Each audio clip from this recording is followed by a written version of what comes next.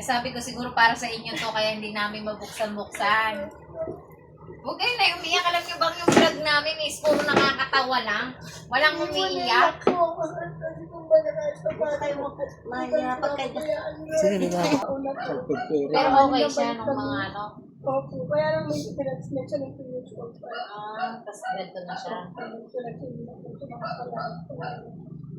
Kailangan nyo nga talaga yung generator. Kaya siguro hindi namin mabuksan-buksan to para sa inyo po talaga siguro to. Yung bayo ko kasi pang gabi yun.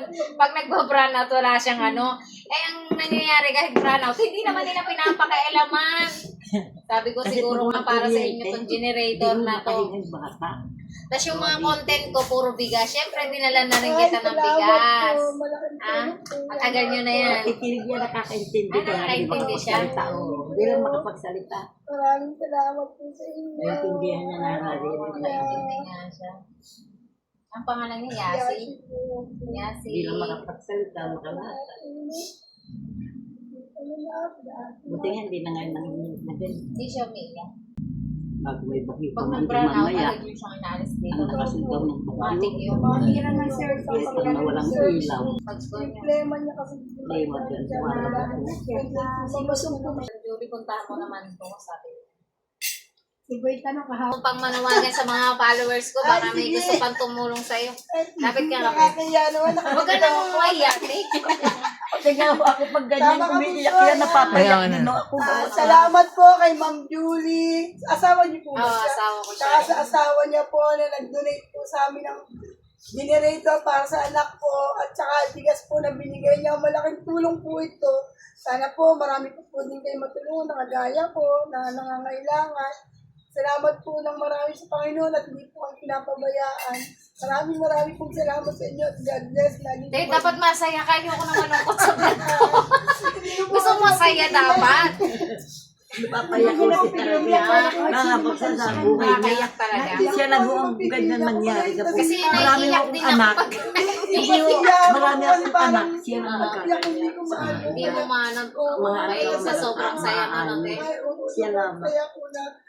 Pangalan. Marami tumutulong sa kanya. Anak niya kahit ganyan. Marami tumutulong.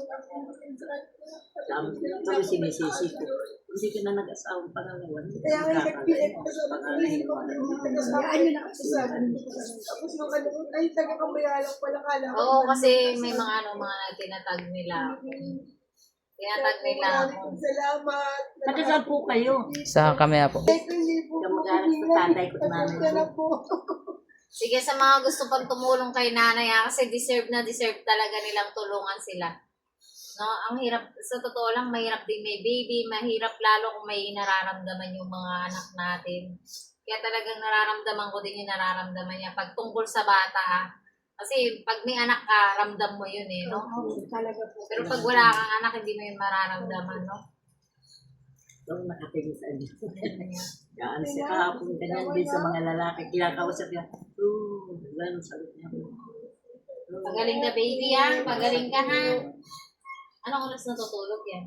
Ano, may time, alauna sila tutulog. Nang madaling araw. Pagkatulog siya Tapos ng pagdamag, gising siya sa may Nanginginig oras yung lang. tuhod ko. Di ko alam ba't nanginginig. Laging Umiyak gising ka yan. kasi, te. Nanginginig ka rin tuhod ko. Laging eh. gising niya, may oras ng pagkain sa magdamag. Nanginginig yung Pagkain. tuhod ko. Pambira ka. Ayaw nga naman yung umiiyak. Hindi Naiiyak mapigilan. nga din kasi ko. Hindi mapigilan ng paluha. Hindi niya papigilan sa saya ng Sa hirap ng buhay na inaabot niya. Kaya. Sige. Sige, baka magbabay na si baby. Salamat po sa inyo. Malaking Salamat tulong sa sa mga pamangkin naming namin. tulong. Okay, okay po. Pagpalain kayo ng Dalawang Panginoon mag-asawa. Diyos.